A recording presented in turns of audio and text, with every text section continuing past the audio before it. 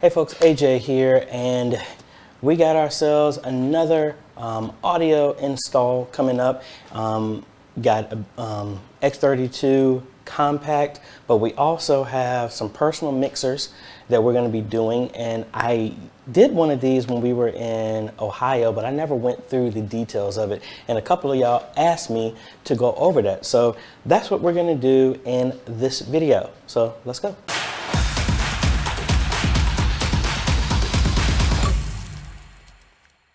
Hey folks, AJaytheCEO here. It's your first time stopping by the channel. Thanks for stopping by. And on this channel, we focus on tips, training, strategies, reviews, and builds to help modernize your media ministry. So if you're new here, consider subscribing. And if you like what we're doing here, consider becoming a patron or a YouTube member by clicking one of the links down below. So you probably see my mess that I have in here. I got a bunch of boxes. We are installing a complete audio system for Signs and Wonders Ministry, but we're also upgrading from an analog to digital audio system at Abundant Life Church of Christ. So it's the exact same setup, but Signs and Wonders is using some of these personal mixers, the P16, 4 of them. So I wanted to go through how all of this is set up. Now, I'm gonna simplify this as best as possible. Now, I do have a mic plugged in that is going through my recording right now. So when I tap on this, it's gonna go through here. So I'll show you when we cut this stuff over, and I might even hook it up over here to the personal mixer. So we have our main setup right here, and I just have a couple of mics set up in some default settings here. You know, Halo 1, this is based off of what I'm actually gonna be installing at Signs and Wonders, which is gonna be 6 wireless mics and 2 Halos.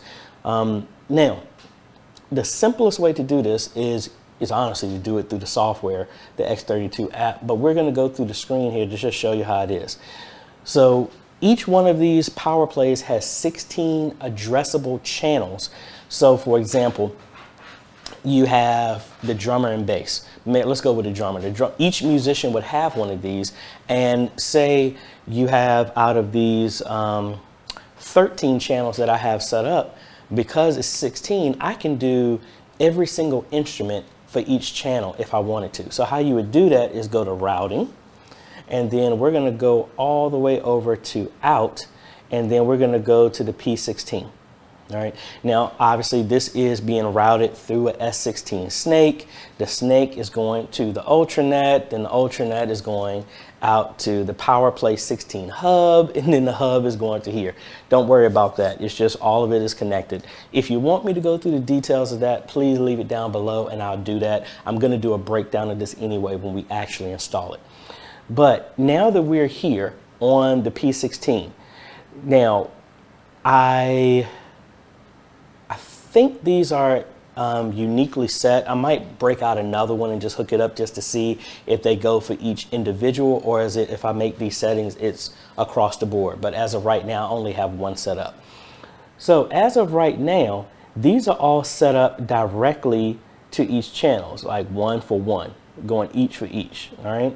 So like right now, I have number 1 is a direct out set to channel number 1, channel 2, 2, 3, 3, 4, 4, 5, you know, something like that. You could do that and it's fine. I mean, I have 16 ends, everything is good. Now, I also have on this board, I have, you know, if I'm playing music from my iPad, a phone, or anything, or even from the computer. Did I make a channel for that? No, I don't. I guess I need to make a channel for that. Oh no, I did. It's the aux 5 and 6. So what if we want to play a track or something and you want the P16 to hear that? So let's go to, we have a 1-to-1. So once we get to channel 14, nothing is really set for this, even though we're not using it. So what I'm gonna do is say route 14 and 15. I'm gonna route that directly to the aux. So we're just going to go to 14 on this side. Let's scroll down to our inputs, and we're going to do a direct to 5, and then 15, we're going to go to number 6. And that's it. You know, now you could do post fade. I believe that is, if you set the dial here on the board, that's what they're going to hear. That's how I actually have a lot of these other channels. So for example, say number 9 is the piano. So here I have it set as pre-EQ, meaning that if I adjust this board in any way for the house, oh, the piano is too loud. That's for the house, but maybe your musicians want to hear it loud. By setting at pre-EQ, it means that no matter what I do on here from a fader and volume side for the house, they have it at their discretion to crank it up as much as they want to. All right. So that's really it, to be able to point side by side. Now, the mix, that's obviously this is at the discretion of the musicians, but the idea is, like, if I was doing this personally and I was playing, most of my drummer really doesn't want to hear the choir. They want to hear the piano. They want to hear my mic if I'm directing them, as well as they want to also have the drums.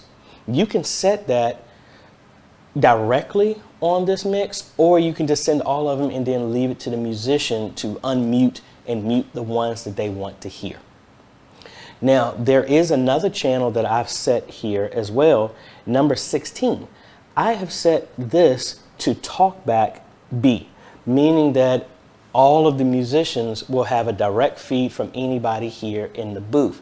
So if I decide to talk back in here, it won't go through the house. It will only go to the musicians on that channel. So that would be one channel that I would tell them and instruct them not to mute, because that way I can talk directly to them, or whoever it is on the board can talk directly to them by pressing talk back, and then they would talk through this.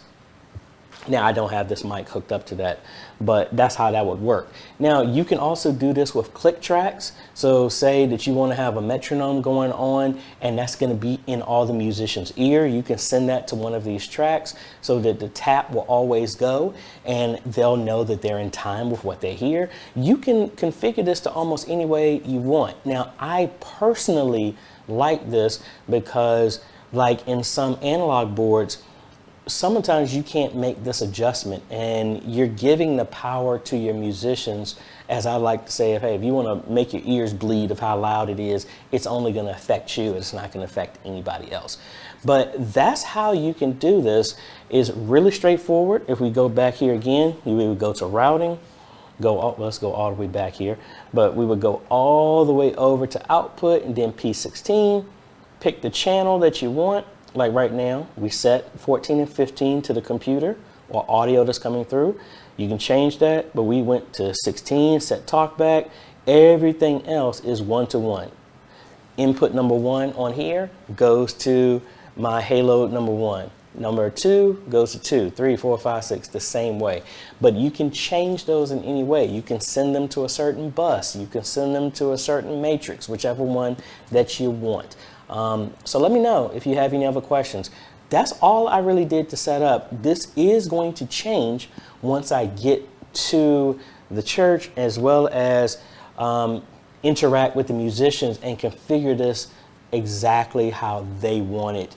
Honestly, for right now, for me, I think doing a 1-to-1 with talkback that's private to the musician, and the other channels for hearing the playback, I think is ideal, because they have access to every single thing that's going on. This has nothing to do with personal monitors or wedges that you have for the musicians. This allows to remove all of the speakers off of the pulpit, except for the ones that you deem appropriate. But a lot of musicians have a lot of amps. Makes it kind of hard to control the audio. With this, you can put some in-ears, headphones, whatever, and then they can make the environment exactly what they want to hear. Hey, a drummer can even set this, link this to every single mic for his drum set, and then he'll be able to hear himself through there, and he can tweak it exactly the way he wants to.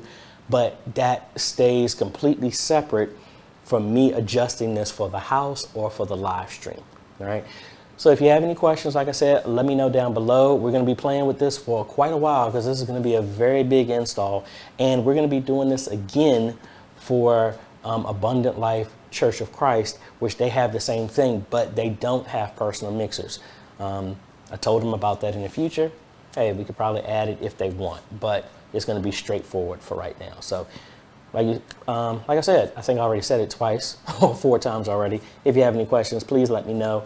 We're going to be playing around with this, and I just want to share with y'all exactly what I'm discovering at the same time, because I am nowhere close to being super, super efficient. I do know the basics, and I just want to share those with you if you have any similar type of issues or you're looking to go into some stuff like that. So if you like this type of content, appreciate a like, consider subscribing, hit that bell, that way you get notified when we come out with other videos to help modernize your media ministry. Thanks for watching, folks. This is AJ. We will catch you on the next video. Later.